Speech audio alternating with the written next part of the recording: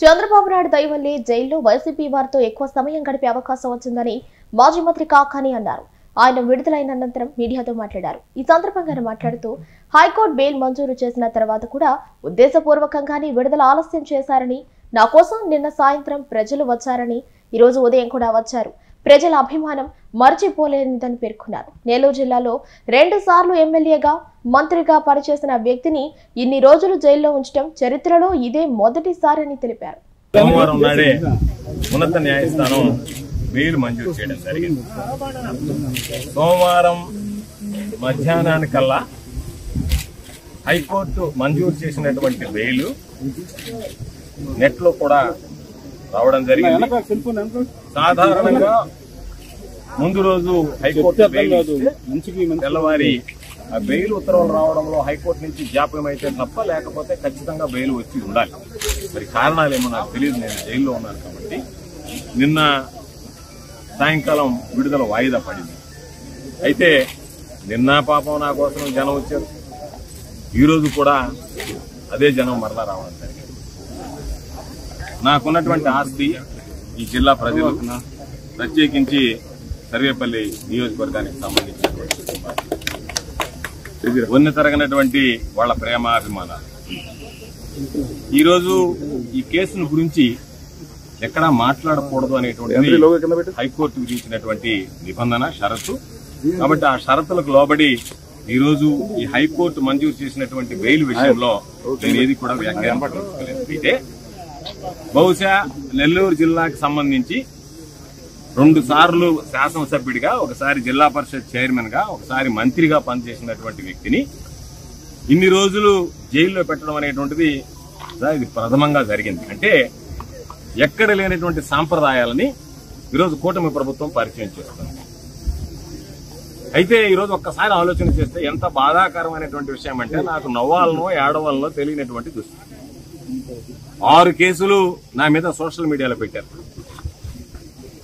నేను అధికారంలో ఉన్నప్పుడు, మంత్రిగా ఉన్నప్పుడు నా మీద చేసినటువంటి విమర్శల మీద ఒక్కసారి కూడా నేను సోషల్ మీడియాలో కేసు పెట్టించినటువంటి దాఖలాలు లేవు. 6 కేసులు పెట్టారు. ఆ తర్వాత మరలా ఈరోజు హైకోర్టు మంజూరు చేసినటువంటి కేసు పెట్టారు. దాని మీద 7 పీటీ వారెంట్లు వేశారు. 7 పీటీ వారెంట్లు ఎంత నవ్వు వచ్చాయంటే, ఎప్పుడో ఎన్నికల కమిషన్ టైంలో జరిగినటువంటి లిక్కర్ కేసు. ఆ రోజు మా ప్రభుత్వం అధికారంలో లేదు. ఆ కేసు రిజిస్టర్ అయింది. కూటమి ప్రభుత్వం అధికారంలోకి వచ్చింది. ఆ రోజు కూటమి ప్రభుత్వంలో పనిచేసేటువంటి అధికారులే దాని మీద విచారణ జరిపి ఛార్జ్షీట్ ఫైల్ చేయడం జరిగింది.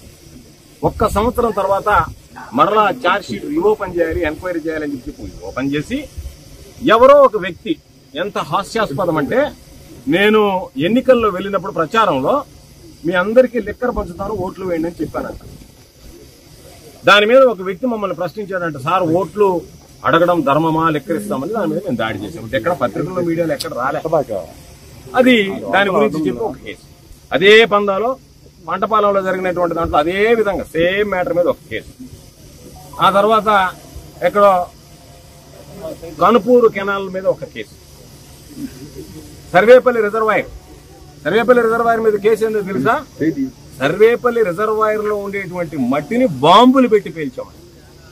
ఎక్కడ వెళ్ళా, మ్యాజిస్ట్రేట్ రిమాండ్ రిజెక్ట్ చేశాడు. దాంట్లో అంటే బాంబులు పెట్టి పేల్చారా, బాంబులు పెట్టి పేల్చినట్టుగా మీ కంప్లైంట్ లో ఎక్కడ లేనటువంటి కంప్లైంట్ ఇక్కడ ఎట్లా వచ్చిందని చెప్పి మాట్లాడి. కాబట్టి రకరకాలైనటువంటి కేసులు, విచిత్రమైనటువంటి కేసులు పెట్టడం జరిగింది. ఏది ఏమైనా మా నాయకుడు వైఎస్ జగన్మోహన్ రెడ్డి గారు, ఆయన పాపం మేము గాని, మాకు సంబంధించినటువంటి నాయకులు, కార్యకర్తలు, కుటుంబ సభ్యులు లాంటి జిల్లా ప్రజలు కష్టకాలంలో ఉన్నప్పుడు, ఆందోళనలో ఉన్నప్పుడు, ఆయన కనీసం నెల్లూరుకు రావడానికి కూడా నియమ నిబంధనలు పెట్టి నియంత్రించేటువంటి పరిస్థితి వచ్చినప్పుడు వాటన్నిటినీ లెక్క చేయకుండా, లక్ష్య పెట్టకుండా, ఎన్ని రకాలైనటువంటి అవమానాలు వచ్చినా, ఎన్ని రకాలైనటువంటి ఇబ్బందులు వచ్చినా సరే వాటన్నిటిని అధిగమించి నా అనుకున్నటువంటి వాడికి నేను అండగా నిలవాలనేటువంటి లక్ష్యంతో ఈరోజు నెల్లూరుకు రావడం. నాతో పాటు ఎన్నడూ జరగలేదు ఒక మాజీ మంత్రి ఇంటి మీద దాడి. ఇది దౌర్భాగ్యకరమైనటువంటి విషయం. అన్ని విషయాలు కూడా రాబోయే రోజుల్లో మాట్లాడదాం. ప్రసన్న ఇంటి మీద దాడి చేసి మరలా ఆయన మీదనే కేసు పెట్టి ఆయనకు సంబంధించినటువంటి వ్యక్తులు కూడా ఈరోజు జైలు పాలు చేయడం జరిగింది. కాబట్టి ఇవన్నీ వింత పోకడలు, విపరీతమైనటువంటి ఆలోచనలతో వచ్చేటువంటివి.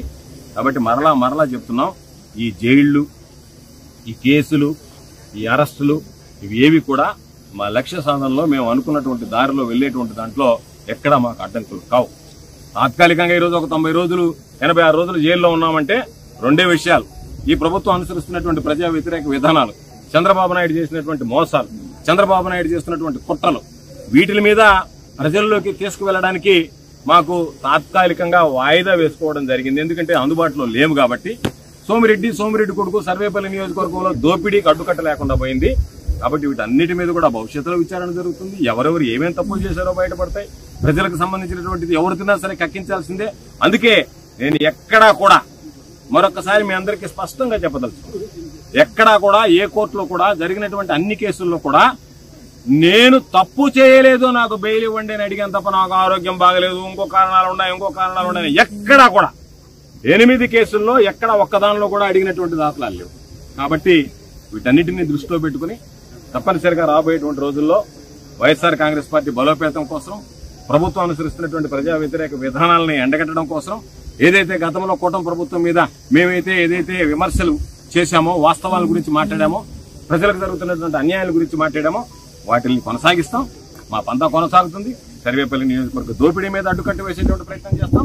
కాబట్టి ఎక్కడ కూడా అలుపెరగనటువంటి పోరాటం చేస్తాం తప్ప ఏదో కేసులు పెడితే మరలా భయపడి గమ్మైపోతామేమో, మరలా కొత్త కేసులు పెడతారేమో అనేటువంటి ఆలోచన లేదు. నేను అనుకున్నా నిన్న నాది వాయిదా పడింది అంటే బహుశా మరలా కొత్త కేసు ఏదన్నా సృష్టించడానికి మరలా ఏదన్నా ప్రయత్నం జరిగిందేమో, అందులో భాగంగా బెయిల్ వచ్చింది కాబట్టి మరలా ఏదన్నా ఒక FIR గంట పొద్దున్న పీటీ వారెంట్ ఎత్తుకుని వస్తారేమో అని చెప్పి అధికారులు వచ్చి సార్ మీరు విడుదలయ్యారన్నంత వరకు నేను రెడీ కూడా కాలేదు, గమ్ముగా కూర్చొని ఏమైనా కేసు వచ్చిందేమో లేదు చూద్దామని చెప్పారు.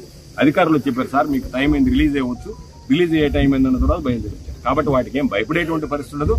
మానసికంగా సిద్ధంగా ఉన్నాను, ఆరోగ్యంగా ఉన్నాను, ధైర్యంగా పోరాడతాను తప్ప ఎక్కడ కూడా మరొకటి చేసేటువంటి వెనకడగేసేటువంటి ఉండదు.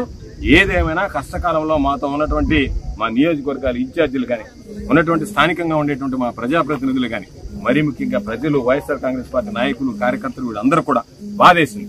ఎందుకంటే అరెస్ట్ అయిన రోజు ఒక కుటుంబం చాలా మంది చెప్పారు పాపం అయ్యా మేము భోజనం చేయలేకపోయామని చెప్పి బాధపడ్డారు. కాబట్టి వాటి అన్నిటినీ కూడా ఈరోజు అధిగమించి ఈరోజు నేను బయటకు వచ్చా.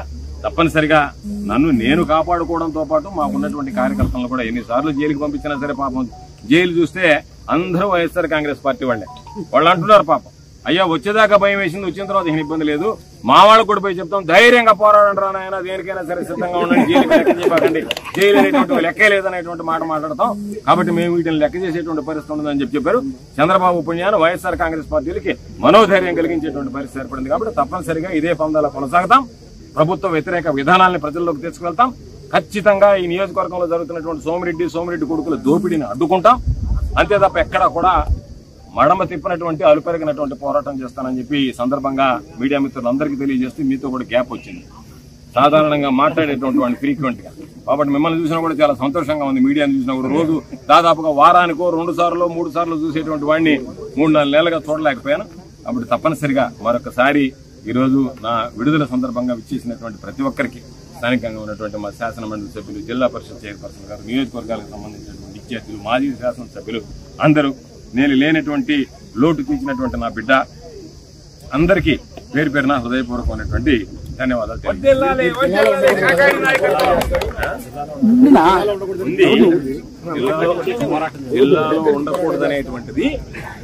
జిల్లాలో ఉండకూడదనేటువంటిది నన్ను శాశ్వతంగా జిల్లాలో ఉండకూడదని లేదు.